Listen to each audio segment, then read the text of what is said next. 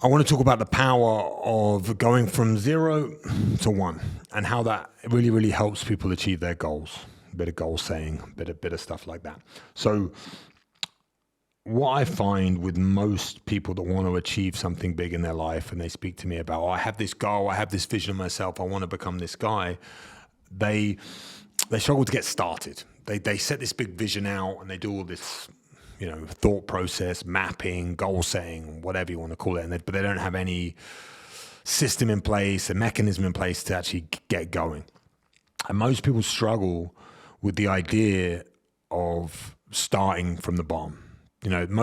Especially when it comes to like social interaction and dealing with people. So I find, again, for me, it's always about martial arts, but I ran a gym for many years, and the amount of people that would walk through the door with the ideology that they could fight, and then when they realized they couldn't fight, they would not have the balls, let's just call it the balls to continue, because they'd be so scared of other people's opinions. So when they got beat up, they'd be like, oh, this is much harder than I thought it was going to be.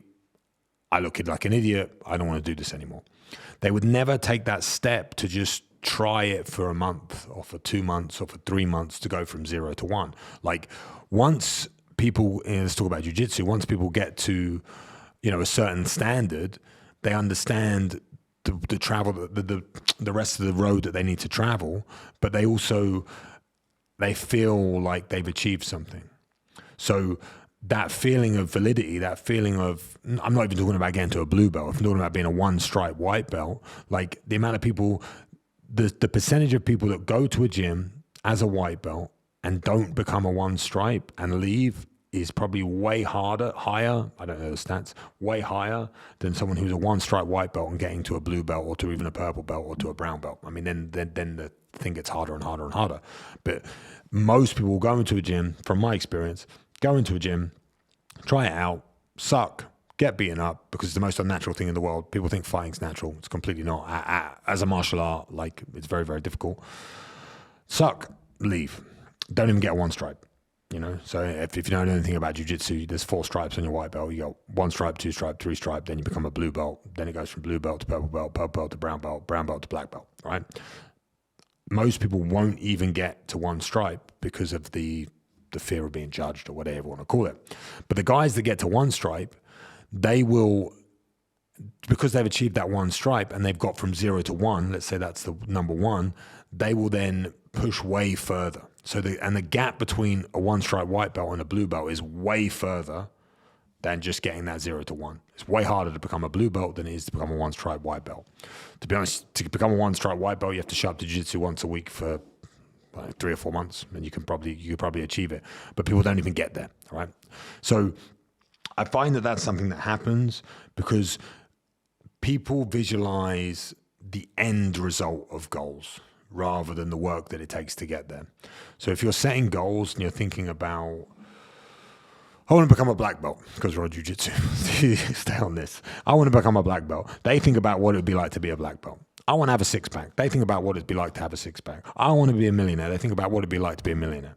They don't think about the work that it takes to get there. And that's what I'm saying by 0 to 1. If you're setting goals and they're yearly goals or decade-long goals or whatever they are, they're great, and it's good to have a vision of yourself, but you need to have the mechanism that's going to explain how you're going to get there and what you need to do. And that's from going from 0 to 1. So the power of going from 0 to 1 is like, if you did it across the board, if you went from 0 to 1 in every single part of your life, the level that you would achieve compared to most people, it's unheard of, because most people quit before they even start. There was this study, again, I always mention studies that I've heard of, but I can never remember the names of them. But they say that it takes 18 minutes a day of focus on something. If you spend 18 minutes a day doing something, I think it's for a year, then by the end of that year, you become better than 95% of the world at that one thing. Might even be shorter than a year. Someone, again, write in the comments if you know the study. It's like, I was just 18 minutes a day consistently doing something makes you better than 95% of the world. I'm telling you that 95% is 0 to 1, because that 95% of the world don't even bother. So again, we talk about martial arts. If you want to become a fighter, you want to do jiu-jitsu, if you just go one class a week, if you did that for 6 months, you are better than 95% of the world at that thing. Doesn't take a lot. That's 0 to 1. So if you did 0 to 1 across everything in your life, communication, workload, physical training, mentality, whatever it's going to be, all of the different things, relationships, communication with your family, you went from 0 to 1 and you improved by 1, then you are going to be better than 95% of the world at everything. So you are going to be top 5% of the world at everything. So you're going to be a well-rounded individual that is going to be good at everything, or better than 95% of people at everything. It doesn't mean you're a master. It doesn't mean you're the best ever. It doesn't mean that you're impressive even in that realm. You're still a 1-2 stripe white belt. But a 2-stripe white belt is better than 95% of the world.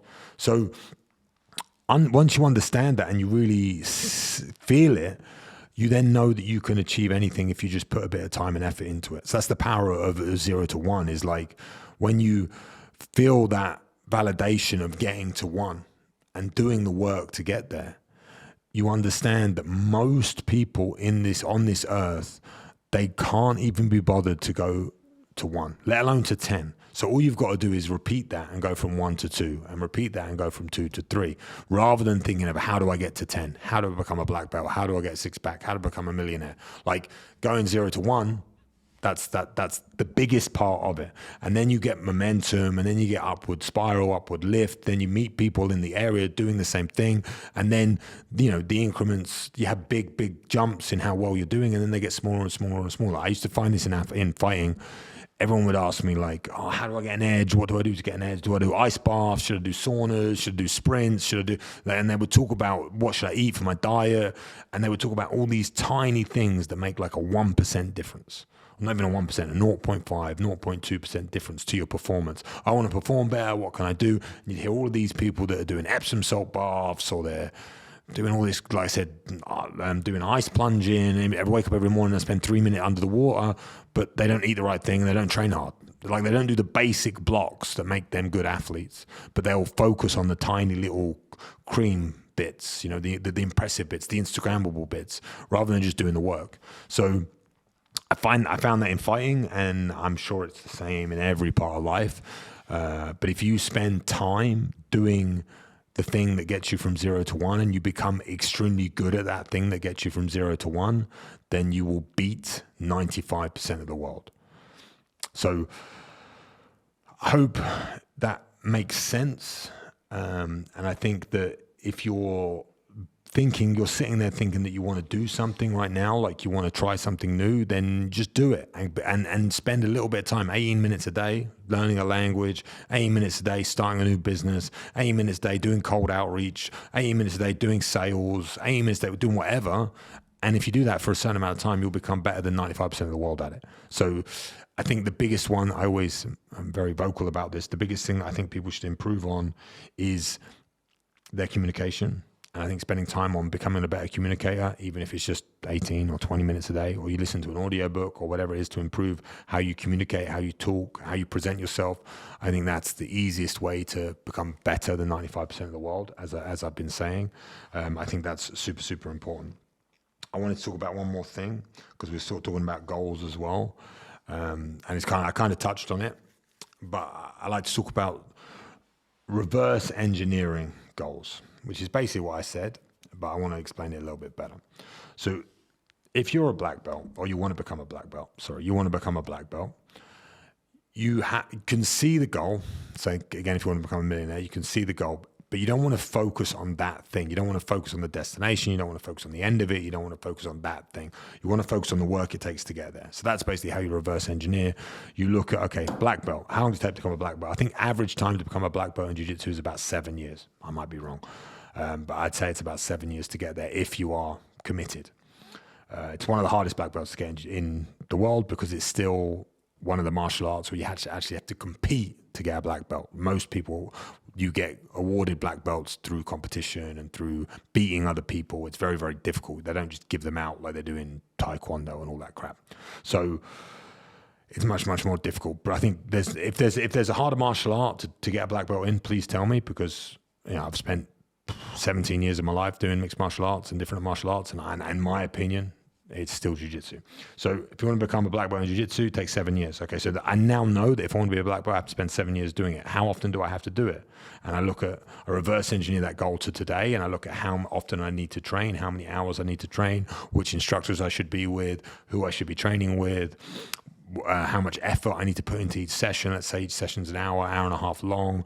How far away is it? Okay, so you can reverse engineer that goal so you can then have a plan to achieve that goal rather than just being like, I want to be a black belt, I'm going to train twice a week. So, okay, cool. How often do you actually need to train? How much effort do you need to put in the sessions? How much planning do you need to put in the sessions? How far do you have to travel to the sessions? Where are you going to train? Who are you going to train with? Et cetera, et cetera, et cetera. That's actually looking into the goal properly and reverse engineering it to where you are now to where you need to get to. That's something that I think is hugely missing from people setting goals.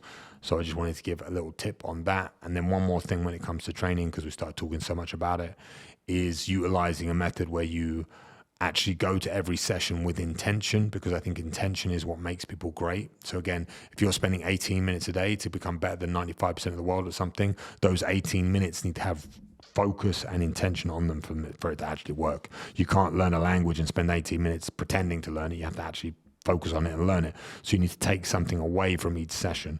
So for fighting, what I would do is I would spend my time focusing on the session at hand, and I would do that by setting a goal for every session that I had throughout the day. I would train twice a day or 3 times a day sometimes, but let's just say twice a day. Each session when I'm training, I would go to each session with intention, and I would have an objective for each session.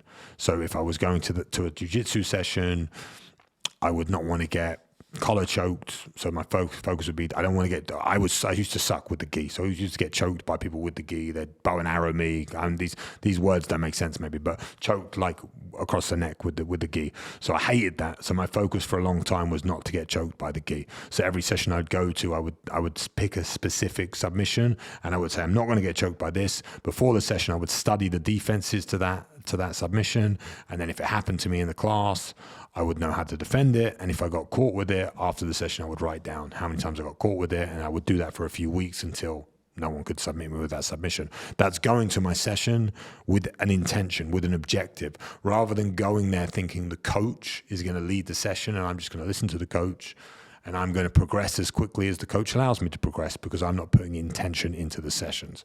So if you can scale that across everything in life. I just use martial arts as an example because it's a simple one for me to explain. And then every session before each training session, I would write down how I felt. I would write down my intention. And then after the session, I would write down how I felt. After the session, I would write down how it went with my intention. And I would write down anything that I learned, anything extra that I feel was valuable from that session. And you compile that and compound it over days and weeks and years, you get pretty good. And that's because you show up every day with intention and you're trying to push forward. You know, like that's 18 minutes a day, focusing on something, you become better than 95% of the world. I became better at fighting than 99.9% of the world and fought at the elite level utilizing that technique. So now I am taking the same techniques and I'm putting them into business, I'm putting them into my family, I'm putting them into relationships, I'm putting them into creating content, I'm putting them into everything. So I know it works and hopefully you can make it work too. I'll see you guys next time.